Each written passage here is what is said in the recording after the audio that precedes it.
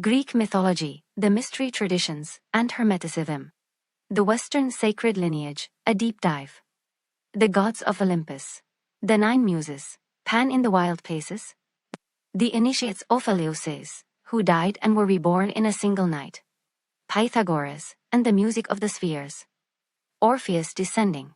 Hermes Trismegistus, and the emerald tablet. The Kybalion.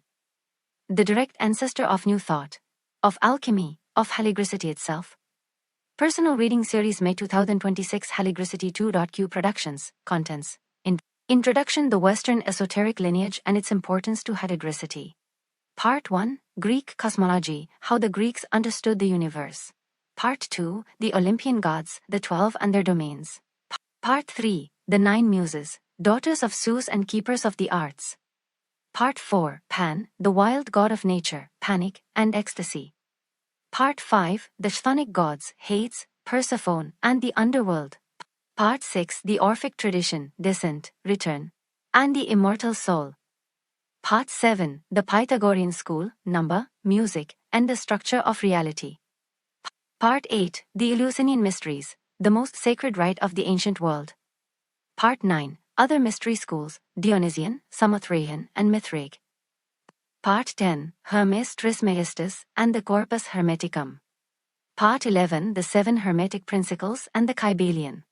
Part 12, Alchemy, the Great Work.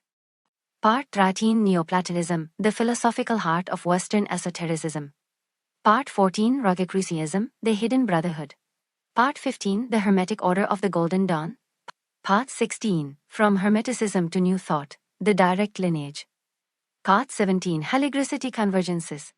Introduction: the Western esoteric tradition, the lineage that runs from ancient Greek mystery religion through Hermeticism, Neoplatonism, alchemy, Rosicrucianism, the Hermetic Order of the Golden Dawn, and into New Thought, is arguably the most consequential single intellectual and spiritual lineage in the development of Haligricity. Not because it is more important than the African, Asian, or indigenous traditions that Haligricity honors, but because it is the primary Western transmission vehicle for precisely the principles that Haligricity synthesizes: the divinity of the human being, the correspondence between the inner and outer worlds, the power of the trained mind to affect physical reality, and the understanding of the cosmos as a living, conscious, vibrationally organized whole. Haligricity already works with the 7 Hermetic principles, with Thoth as a sacred figure, with the Egyptian roots of Hermetic philosophy, with New Thought.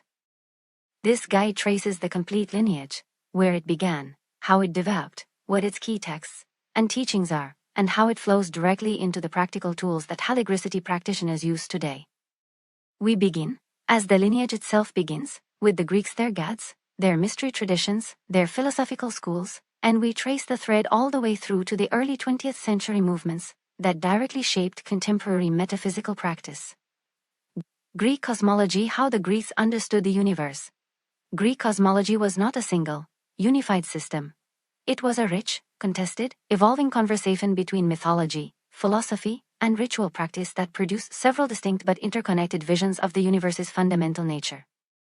What unifies all of them is a set of foundational recognitions: that the cosmos is alive, that it is organized by principles that the human mind can perceive and participate in, and that the human soul has a cosmic origin and a cosmic destiny. Chaos, Eros, and the beginning. In Hesiod's Theogony, one of the primary sources for Greek cosmological myth, the universe begins with chaos, from which emerge Gaia, Tartaros, and Eros. Eros, not romantic love but the fundamental generative power of attraction and creation, is among the first principles of existence. Without Eros, nothing can come into being from nothing, because becoming requires the pull of one thing toward another. This is an extraordinarily sophisticated cosmological intuition. The universe's first act is not creation by fiat but the emergence of love as the generative force. The universe does not command itself into existence, it falls in love with its own potential, and this love produces the world. The Hermetic tradition will develop this into the doctrine of the Logos as creative force. New Thought will develop it into the understanding that love is the primary creative reality. Haligricity holds it in the feeling dimension of the tetrality. Feeling is the first and most fundamental dimension, the ground from which all else emerges. The Greek soul, psyche, and its destiny. Greek philosophical tradition developed an increasingly sophisticated understanding of the soul that became the foundation of Western esoteric anthropology. The soul is not merely the animating principle of the body. It is the person's true identity, of divine origin, temporarily embodied in matter, and destined to return to its divine source after the body's death. This is the foundational claim that the mystery traditions will ritualize, that Plato will philosophize, that the Hermeticists will systematize, and that new thought will bring into practical daily application. The Olympian gods, the 12 and their domains. The Olympian pantheon is not a collection of fairy tales about human-like supernatural beings. It is a sophisticated psychological and cosmological map, each deity representing a fundamental principle or force that operates in the human psyche and in the structure of the cosmos. Understanding the gods as living principles rather than historical persons is the key to accessing their ongoing relevance. Zeus, king of the gods, lord of the sky. Lightning bolt, eagle, oak tree. Zeus represents the principle of sovereign order, the force that organizes the other forces into a coherent hierarchy. Not the ultimate divine, but the organizing intelligence within creation. In Jungian psychology, Zeus represents the archetype of the ruling principle of consciousness, the capacity for order, authority, and governance of the psychic landscape. Hera, queen of the gods, guardian of marriage. Peacock, cow, pomegranate. Hera is not merely Zeus's jealous wife. She is the principle of sacred covenant and the integrity of committed relationship.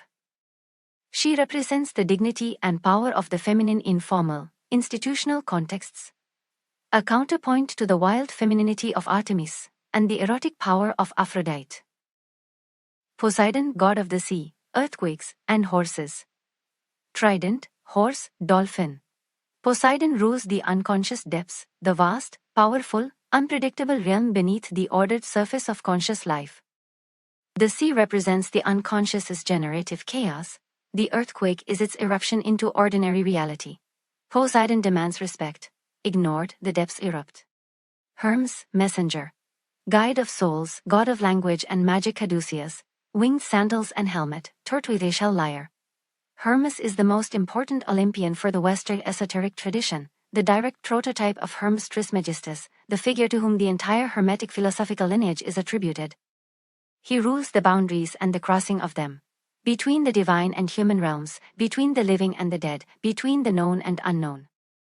His caduceus, the two entwined serpents, is the ancient symbol of the balance of opposing forces and of the life force itself, used in medicine to this day. Dionysus, god of wine, ecstasy, theater, and transformation. Grapevine, thyrsus, ivy, panther.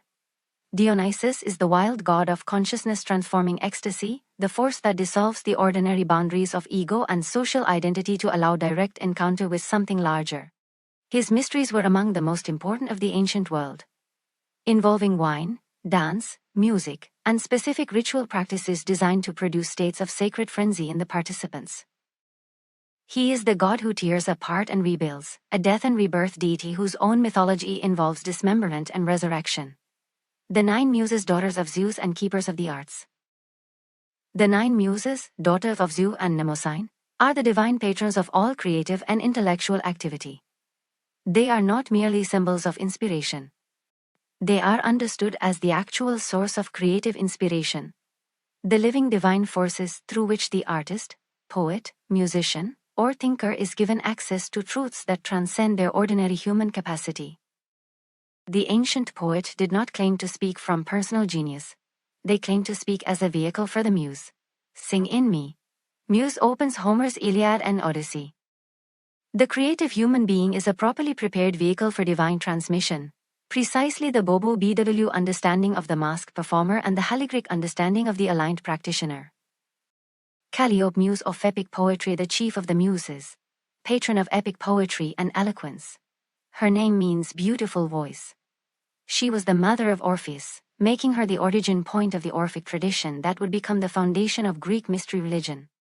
She represents the capacity of the human voice and human language at their most elevated and most sacred, poetry as a vehicle of divine truth.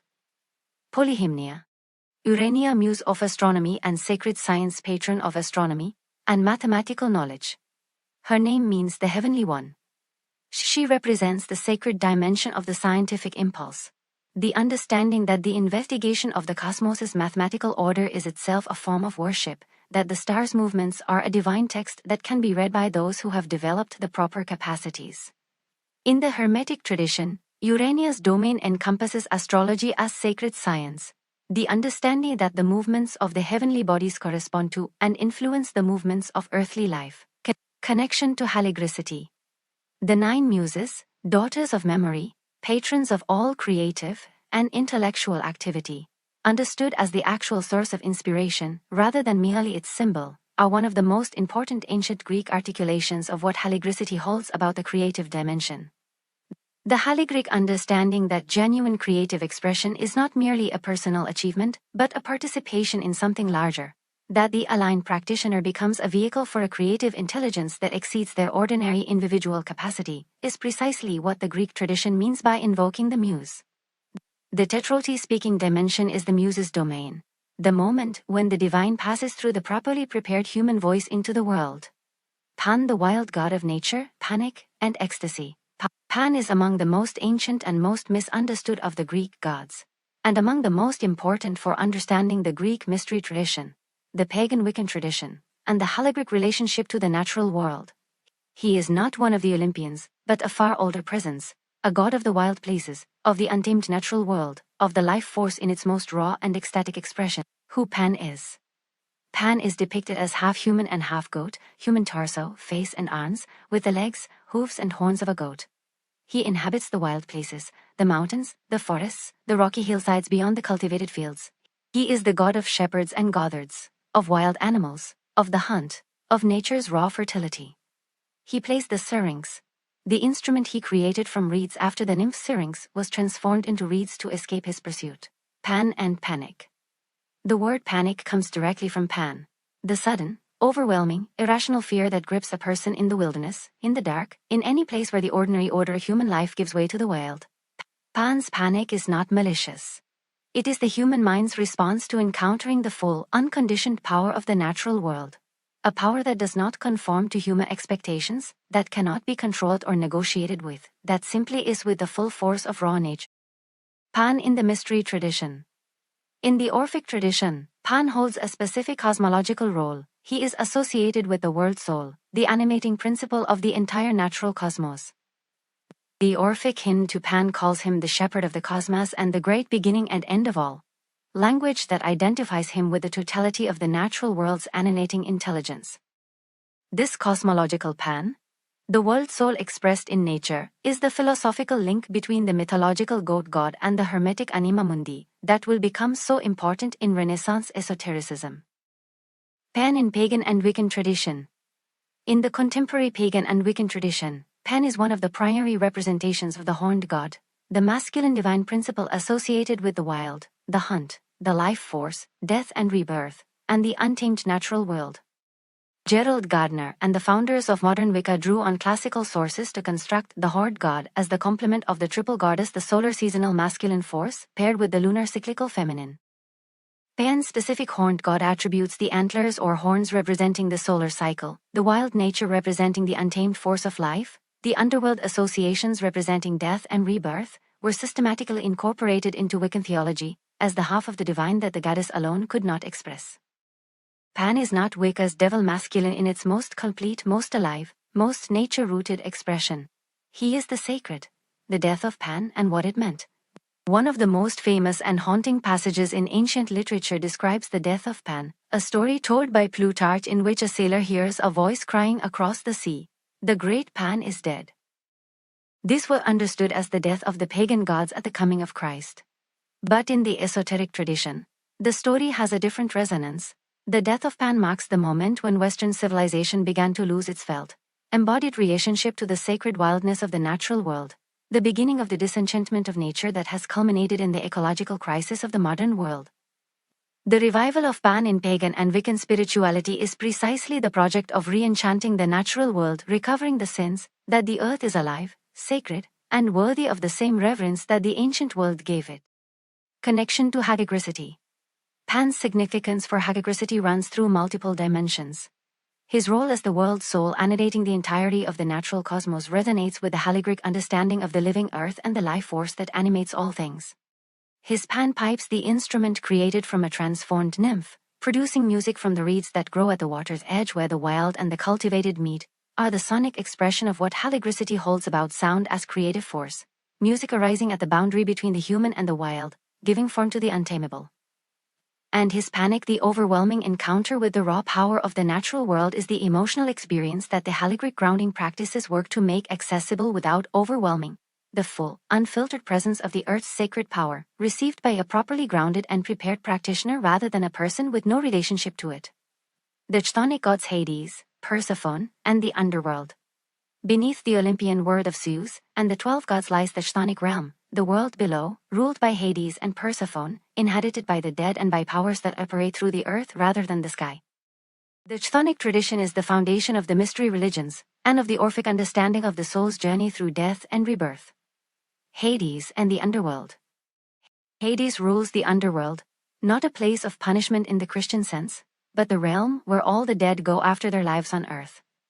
The dead exist in Hades as shades, pale, depleted versions of their living selves, stripped of the vital force that animated them in life. The geography of Hades includes the river Styx, the Elysian fields, the asphodel meadows, and Tartarus. Persephone, and the myth of return. The myth of Persephone, daughter of Demeter, abducted by Hades to be his queen in the underworld, retrieved by her mother but bound to return for a portion of each year, is the foundational mythological narrative of the Greek mystery tradition. It encodes in mythological form the mystery tradition's central teaching, that the soul descends into the underworld, that there is a divine force that seeks its return, and that the return is possible, but not complete. Persephone's partial return is the mythological basis for the sacred calendar of the seasons and the mystery tradition's understanding that the soul's journey involves repeated cycles of descent and return, each deepening its capacity for both worlds. The Orphic tradition descent, return, and the immortal soul. The Orphic tradition named after Orpheus, the musician who descended to the underworld to retrieve his dead wife Eurydice and nearly succeeded, is the foundational esoteric theological tradition of ancient Greece. It is the source of the mystery religions, the theological framework within which Pythagoras and Plato developed their philosophies, and the direct ancestor of the Hermetic and Neoplatonic traditions that would shape all of Western esotericism. Who Orpheus was. Orpheus was understood by the Greeks as an actual historical figure, a Thracian poet and musician of divine gifts, son of Apollo and the muse Calliope, whose music was so beautiful that it moved stones, trees, and animals.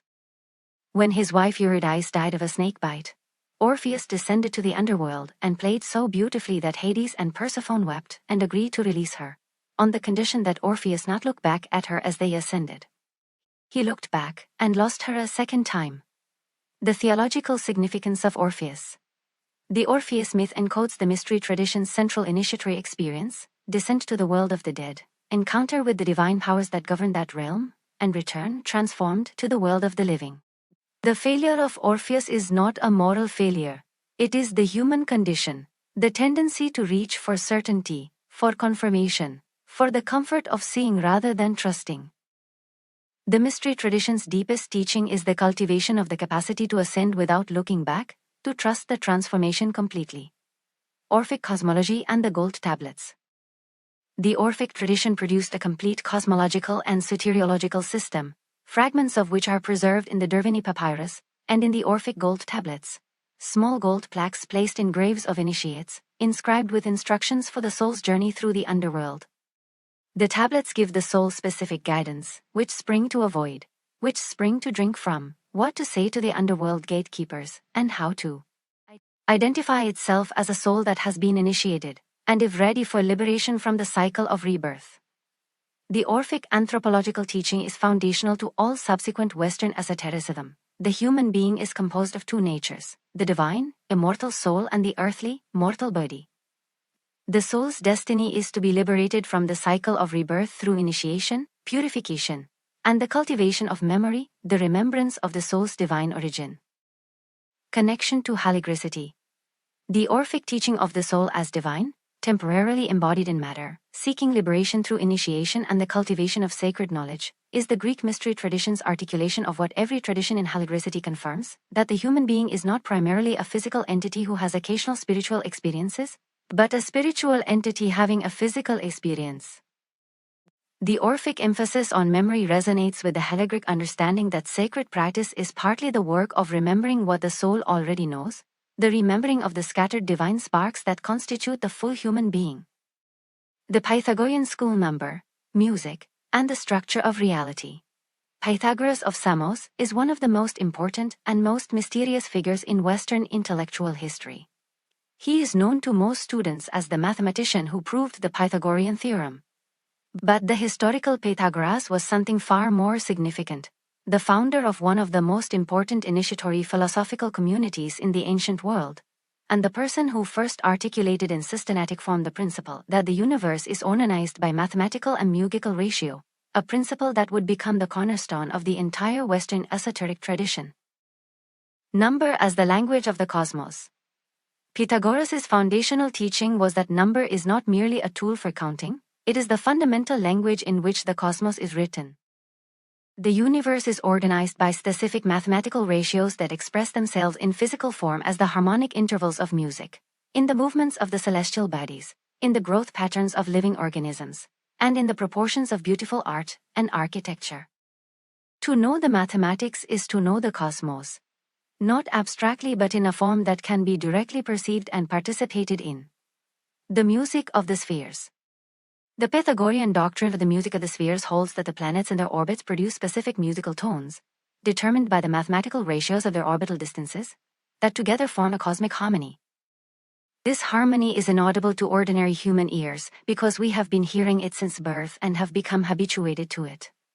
The Pythagorean initiate, through mathematical study, musical training, and specific purification practices, develops the capacity to perceive this cosmic harmony directly.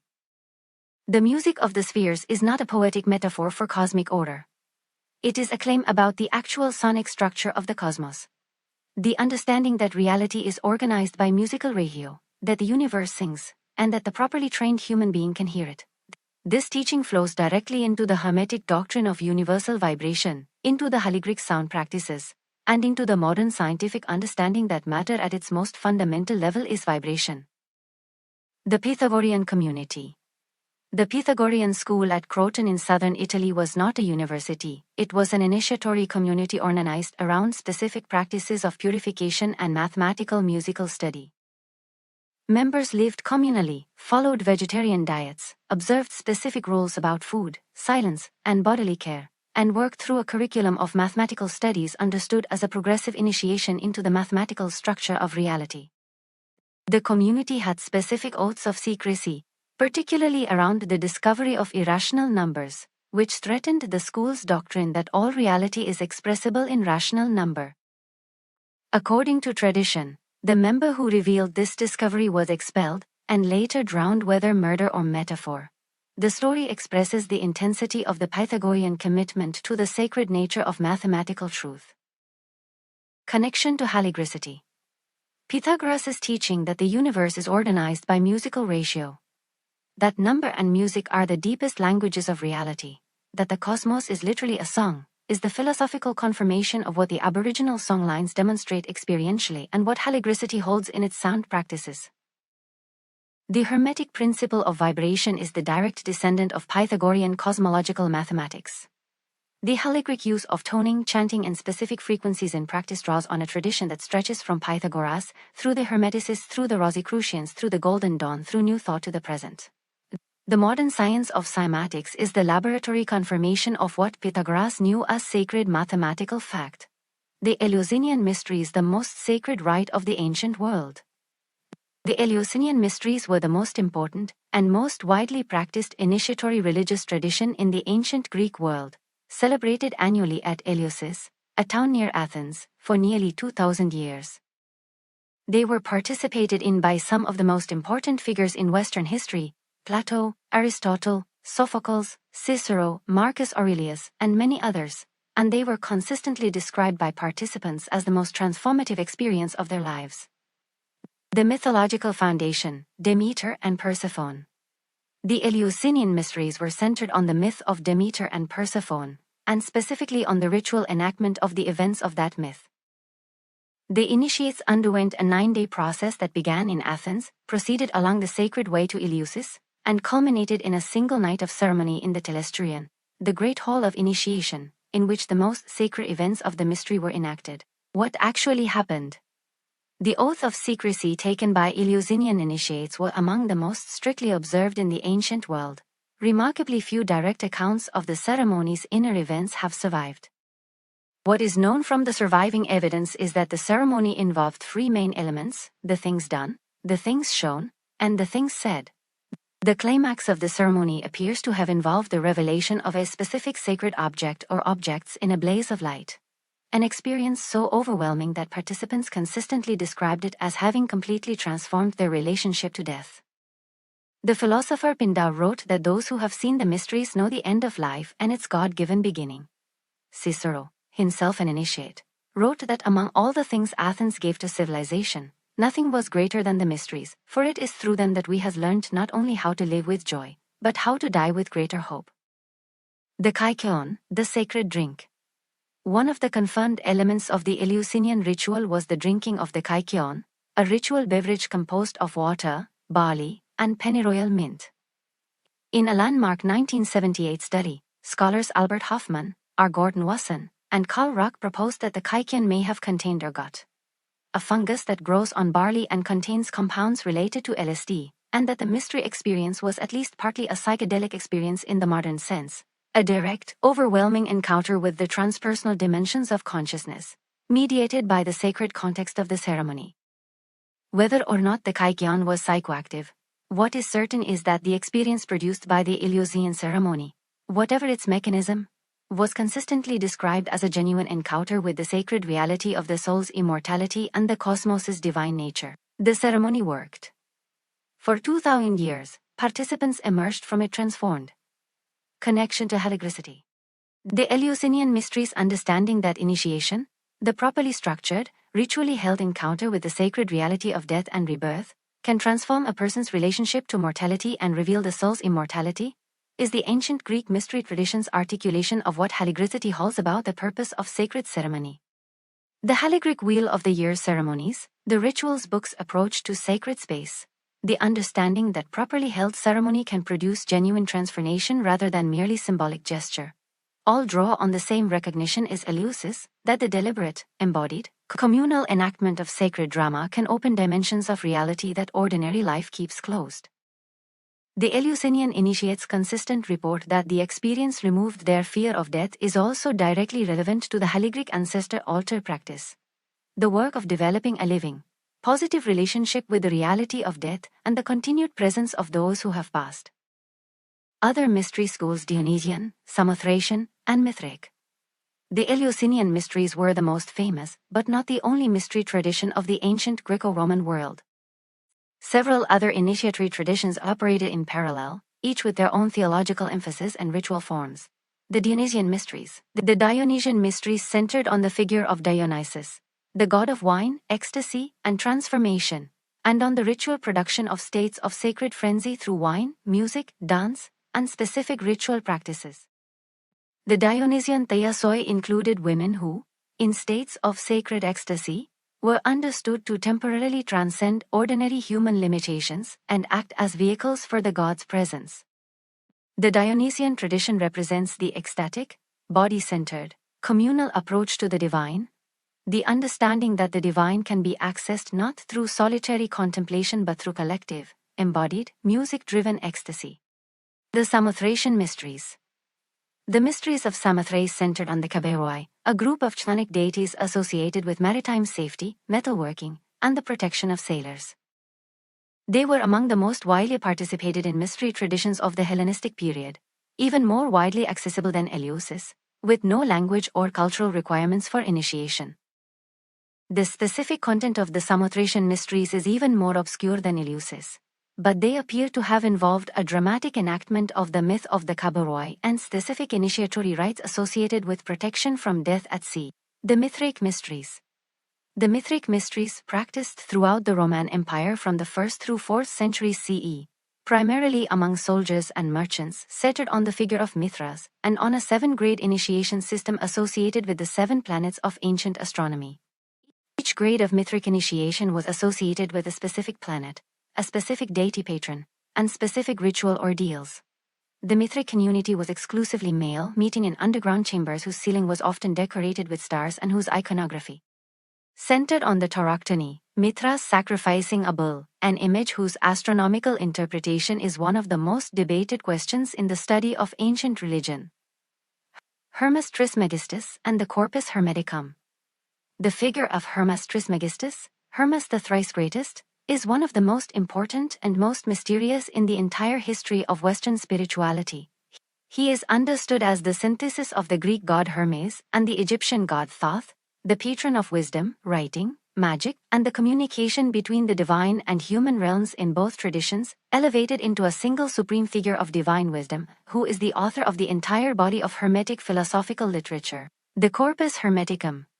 The Corpus Hermeticum is a collection of philosophical and religious texts attributed to Hermes Trismegistus, written in Greek in Egypt between approximately the 1st and 3rd century CE. These texts presented themselves as the teaching of Hermes Trismegistus to his son Tat, and to other disciples, dialogues in which Hermes reveals the fundamental nature of the divine, the cosmos, and the human soul. The most famous of the Hermetic texts is the Poimandres, the first book of the Corpus, in which Hermes Trismegistus describes a vision of the divine mind revealing to him the nature of the cosmos, the fall of humanity into matter, and the path of return to the divine. The Poimandres is one of the most complete ancient accounts of the soul's cosmic situation, its divine origin, its descent into matter, its capacity for return through knowledge, and the ultimate goal of union with the divine mind. The Emerald Tablet. The most famous and most influential single text in the Hermetic tradition is the Emerald Tablet, a short, dense, oracular text attributed to Hermes Trismegistus, whose most famous phrase is the foundational principle of all Western esotericism: as above, so below, as below, so above, as within, so without, as without, so within. This phrase, the most compact expression of the Hermetic principle of correspondence, encodes the entire Hermetic worldview, that the cosmos is organized by the same principles at every level of scale, that the microcosm mirrors and corresponds to the macrocosm, and that the practitioner who understands and works with this correspondence has the key to both self-knowledge and cosmic knowledge, simultaneously. The Renaissance rediscovery. For centuries, the Corpus Hermeticum was lost to Western Europe. Its rediscovery in 1460, when a Byzantine monk brought a manuscript to Florence, was one of the most consequential intellectual events of the Renaissance. Cosimo de' Medici ordered his scholars to stop translating Plato and translate Hermetic texts first. Such was the cultural estimation of their importance. Marsilio Ficino's Latin translation of the Corpus made the Hermetic texts available to European intellectuals for the first time in a millennium, and triggered the explosion of Hermetic philosophy, Kabbalistic synthesis, and esoteric inquiry that would eventually produce Rosicrucianism, Freemasonry, and the entire Western occult tradition. Connection to Haligricity. Hermes Trismegistus, the synthesis of Greek Hermes and Egyptian Thoth, is the figure whose teaching most completely expresses the philosophical foundation of Haligricity. The Hermetic as above, so below, is the principle behind every Haligric correspondence practice, the understanding that the human energy body mirrors the cosmic body, that the inner weather mirrors and influences the outer weather, that work done on the inner dimensions has consequences in the outer dimensions. The Corpus Hermeticum's teaching that the human being is a divine soul temporarily inhabiting matter, capable of return to its divine source through knowledge and practice, is the philosophical statement of what Haligricity holds as experiential reality. Hermes Trismegistus is not merely referenced in Haligricity. He is the philosophical grandfather of the entire system. The 7 Hermetic Principles and the Kybalion. The Kybalion, published in 1908 by 3 initiates, is the primary modern systematization of the 7 Hermetic Principles attributed to Hermes Trismegistus. Though written in 1908, it presents itself as a transmission of ancient wisdom, and its core principles are genuinely grounded in the Hermetic and Neoplatonic philosophical tradition. The 7 Principles. The principle of mentalism. The all is mind, the universe is mental. Everything that exists is a mental creation of the infinite mind. not in the sense that it is unreal or illusory, but in the sense that its fundamental nature is mental conscious. Physical matter is a specific density of mental reality. The practitioner who understands this principle understands why consciousness practices affect physical reality. They are operating at the fundamental level of what reality actually is. The principle of correspondence. As above, so below, as below, so above, as within, so without, as without, so within. The cosmos is organized by the same principles at every level of scale, from the subatomic to the cosmic. What is true of the largest is true of the smallest. What is true of the outer world is true of the inner world, and vice versa. This is the foundational principle of astrology, of sacred geometry, of energy healing, and of every Haligric correspondence practice. The principle of gender.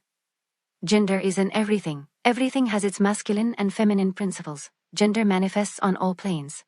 The masculine principle is the active, outward, projecting force. The feminine principle is the receptive, inward, generating force. Neither is more important or more sacred than the other. The great work of creation requires both in proper relationship. This principle is the philosophical foundation of the Yin-Yang principle, the Shakti-Shiva dynamic, and the Haligric understanding of the complementary masculine and feminine dimensions of sacred practice. Connection to Haligricity. The 7 Hermetic principles are already woven throughout the Haligricity framework, in the energy practices, in the law-based understanding of manifestation, in the sacred calendar's understanding of rhythm, in the tetraties balance of dimensions, and in the correspondence between inner and outer practice. The Kybalion is not peripheral to Haligricity, it is one of the primary philosophical spines of the entire system, the point at which the ancient Hermetic tradition most directly enters the contemporary synthesizing work, alchemy, the great work. Alchemy is the most misunderstood branch of the Western esoteric tradition. It was not primarily the failed science of transforming lead into gold. It was a sacred philosophical and practical tradition centered on transformation, the transformation of matter, of consciousness, and of the soul, that used the language of metallurgy and chemistry as a symbolic system for expressing inner processes that could not be spoken of directly. The 2 dimensions of alchemy. Alchemy operated simultaneously on 2 levels. The physical level involved actual laboratory work with metals, minerals, and chemical processes. This was not merely preparation for the inner work. The alchemists genuinely believed that the transformation of physical substances and the transformation of the practitioner's consciousness were aspects of the same single process. Working with matter transformed the consciousness of the practitioner. The transformed consciousness in turn transformed the matter more effectively. The inner level involved the purification and transformation of the practitioner's own psyche, the burning away of impurities, the cultivation of increasingly refined inner states, and the eventual production of the philosopher's stone, the achieved, transformed, fully illuminated human being, capable of transmuting everything it touches. The key operations of alchemy. The alchemical great work proceeds through a series of operations, the most important of which are nigredo, albedo, citrinitas, and rubedo. Connection to Haligricity. The alchemical great work, the progressive purification and transformation of the practitioner through a series of inner operations that mirror and interact with work in the physical world, is one of the most complete ancient Western expressions of what Haligricity holds about the relationship between inner work and outer reality. The Haligric tetralty's 4 dimensions represent the 4 dimensions of the alchemical work. The feeling dimension corresponds to the nigredo, thinking corresponds to albedo, speaking corresponds to citrinitas, and doing corresponds to rubedo. Neoplatonism, the philosophical heart of Western esotericism. Neoplatonism, the philosophical tradition founded by Plotinus and developed by his students Porphyry and Iamblichus, is the philosophical tradition that gave the Western esoteric lineage its most rigorous and complete metaphysical framework. It synthesized Platonic philosophy, Pythagorean mathematics, Orphic theology, and elements of Eastern mysticism into a single coherent system that became the primary philosophical language of the Hermetic, Rosicrucian, and Golden Dawn traditions. The Plotinian system. The One, the Nous, and the Soul. Plotinus's philosophical system centers on 3 primary hypostases. The One is the absolutely simple, absolutely transcendent source of all being, beyond all predication, beyond all description, beyond even the distinction between being and non-being. It does not create through will or intention. It overflows into creation the way a sun overflows with light, spontaneously, without loss of its own completeness. The nous is the first emanation from the One, the level of pure intellectual being, where the archetypal forms of all things exist as the eternal thoughts of the divine mind. The soul is the second emanation, the principle that mediates between the pure intellectual realm of the nous and the physical world, the human situation in Neoplatonism. In the Neoplatonic system, the human being participates in all three levels simultaneously. The deepest level of the human soul is actually rooted in the One, never fully separated from the divine source, even in its deepest descent into matter. The middle level of the soul participates in the nous, capable of intellectual contemplation of the archetypal forms. And the lowest level of the soul is fully engaged with the physical world through the body. The spiritual life, in the Neoplatonic understanding, is the progressive movement of attention from the body upward toward the soul, from the soul upward toward the nous, from the nous toward the One, the recovery of the soul's awareness of its own deepest nature. Theurgy, the divine work. The later Neoplatonic Iambliches argue that philosophy alone could not achieve union with the divine, that specific ritual operations were necessary to prepare the soul for the ascent to the One. Theurgy involved specific prayers, sacred objects, specific ritual procedures, and the invocation of divine powers, a system that fused Neoplatonic philosophy with the practical ritual tradition of the mystery religions. Iamblician theurgy is the direct ancestor of the ritual magic practiced by the Hermeticists, the Rosicrucians, and the Golden Dawn. Rosicrucianism, the hidden brotherhood. In the early 17th century, a series of anonymous manifestos appeared in Germany announcing the existence of a secret brotherhood of initiates, the Fraternity of the Rosy Cross, who possessed a complete reformation of the arts and sciences grounded in ancient Hermetic wisdom, and who were secretly working for the spiritual transformation of civilization. The Rosicrucian Manifestos. The three Rosicrucian Manifestos, the Fama Fraternitatis, the Confessio Fraternitatis, and the Chemical Wedding of Christian Rosenkreuz, described the life of a mysterious figure, Christian Rosenkreuz, who traveled to the East, learned the secrets of universal wisdom, founded the Brotherhood on his return, and died at the age of 106. The manifestos promised a universal reformation of knowledge, and invited those who were worthy to join the Brotherhood, but gave no address and provided no means of contact. They produced an extraordinary ferment of intellectual excitement across Europe, with thousands of pamphlets published in response. What Rosicrucianism actually was. The Rosicrucian Manifestos were almost certainly written by a small group of Protestant intellectuals in Germany, drawing on the Hermetic and Paracelsian traditions, who were using the device of the secret brotherhood to promulgate a vision of reformed, spiritually informed natural philosophy. Whether any actual Rosicrucian brotherhood existed is still debated. What is certain is that the Rosicrucian idea of a hidden brotherhood of initiates preserving ancient wisdom and working for the transformation of civilization became one of the most generative concepts in the Western esoteric tradition, shaping Freemasonry, the Golden Dawn, and the contemporary Rosicrucian orders that continue to practice today. The Hermetic Order of the Golden Dawn. The Hermetic Order of the Golden Dawn, founded in London in 1887 by William Wynne Westcott, Samuel Liddell Mack, Gregor Mathers, and William Robert Woodman, was the most influential Western esoteric organization of the modern period. Its members included William Butler Yeats, Aleister Crowley, Algernon Blackwood, Arthur Machen, Florence Farr, and many other significant cultural figures of the late Victorian period. The Golden Dawn system. The Golden Dawn synthesized the entire Western esoteric tradition into a single, coherent initiatory system: Hermetic philosophy, Kabbalah, astrology, tarot, ritual magic, geomancy, alchemy, and the Enochian magical system of John Dee and Edward Kelly, were all incorporated into a graded curriculum of 10 initiatory grades corresponding to the 10 Sephiroth of the Kabbalistic tree of life. The Golden Dawn's primary innovation was systematization. It took the scattered, often contradictory materials of the various Western esoteric traditions and organized them into a coherent, teachable curriculum with specific correspondences between all the systems. The Golden Dawn's system of correspondences between the Sephiroth, the planets, the astrological signs, the tarot cards, the Hebrew letters, the divine names, and the elemental forces became the standard reference system for virtually all subsequent Western occultism. The Golden Dawn's legacy. The Golden Dawn dissolved as an organization in the early 20th century, through a combination of internal conflicts and the departure of its most significant members.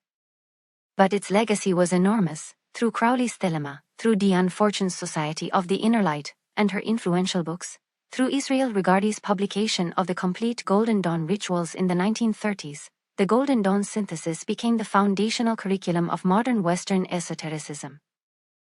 Virtually every contemporary Wiccan, ceremonial magician, chaos magician, or Western esotericist is working in a tradition shaped by the Golden Dawn. From Hermeticism to New Thought, the direct lineage.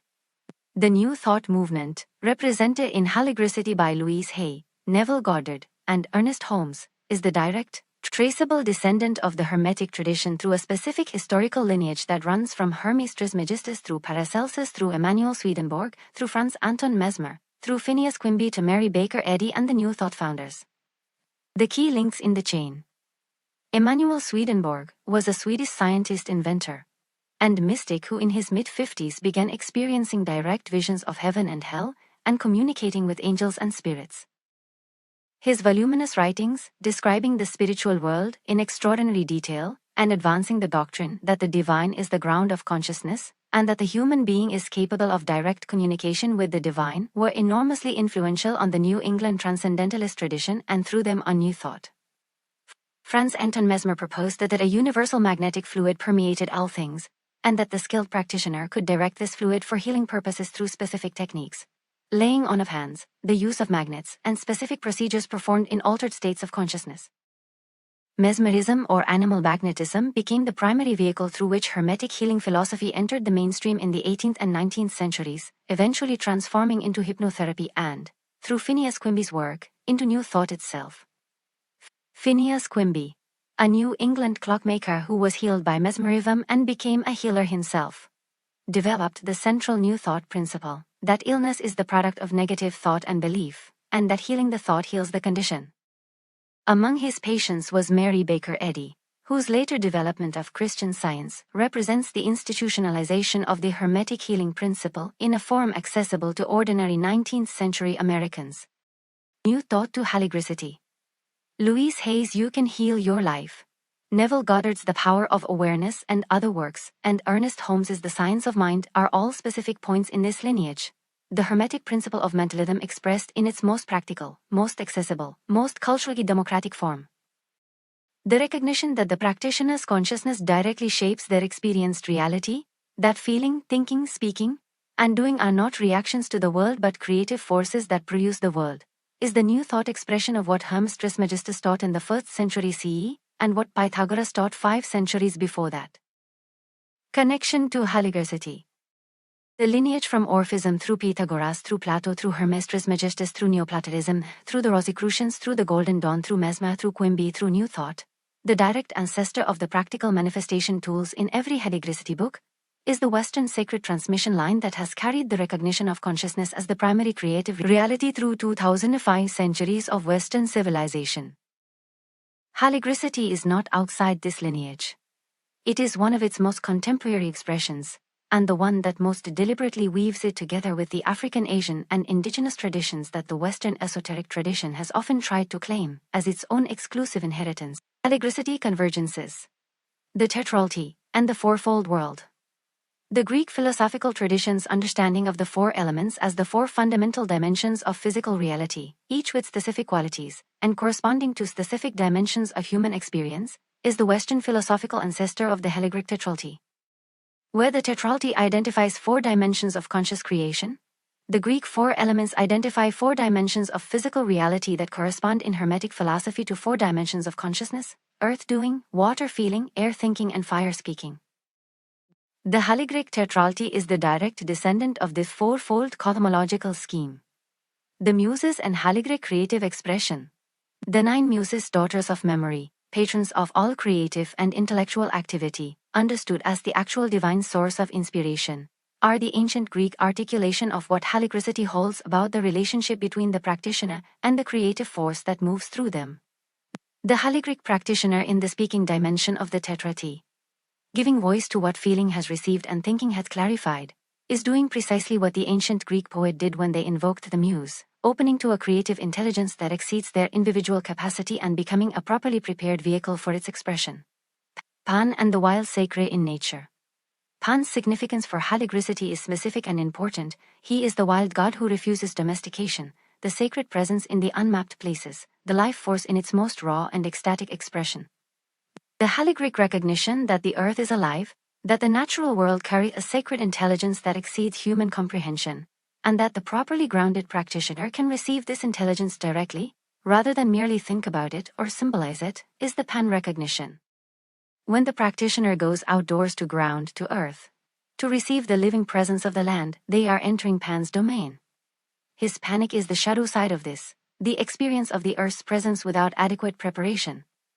The Haligric earthing and grounding practices are precisely the preparation for meeting Pan without being overwhelmed by him. The Hermetic principles and the Haligric practice. The 7 Hermetic principles, mentalism, correspondence, vibration, polarity, rhythm, cause and effect, gender are already the philosophical backbone of the Haligric approach to manifestation, energy work, and sacred practice. As above, so below is the principle behind every Haligric correspondence practice. Everything vibrates is the principle behind every Haligric energy and sound practice. Everything is dual is the principle behind the Haligric understanding of the polar dimensions within each tetrality axis. The Kybalion is not a peripheral reference in Haligricity. It is one of the primary philosophical pillars, the point at which the 2000-year Western Hermetic transmission most directly enters the contemporary synthesis. The mystery traditions and sacred initiation. The Eleusinian mysteries understanding that certain truths about the soul's nature and the cosmos' sacred reality can only be known through properly structured, embodied, communal, ritualized experience, not through reading or intellectual understanding, is the ancient Greek confirmation of what Haligricity holds about the relationship between practice and knowledge. The Haligric ceremonies are the Haligric mystery tradition, the structured ritual context within which the practitioner can encounter dimensions of reality that are inaccessible to ordinary consciousness. The mystery tradition's insistence on preparation before the revelation of the sacred, not as gatekeeping but as genuine readiness, is the tradition within which the Haligric initiation into the full system makes most complete sense. New Thought as Hermetic Democratization. Louise Hay's Affirmations, Neville Goddard's Imagination Practices, Ernest Holmes's Science of Mind, the New Thought tools that are practical engines of the Haligric manifestation work, are the democratic, accessible expressions of principles that the Hermetic tradition has held for 20 centuries. The democratization is important. The Hermetic tradition was often restricted to initiates and specialists. New Thought took the Hermetic recognition that consciousness is the primary creative reality and made it available to anyone who could read a book or attend a lecture. Haligricity takes this democratization further by weaving the Hermetic tradition together with African, Asian, and indigenous traditions that confirm the same principles from completely independent directions, producing a synthesis stronger than any single strand. As above, so below.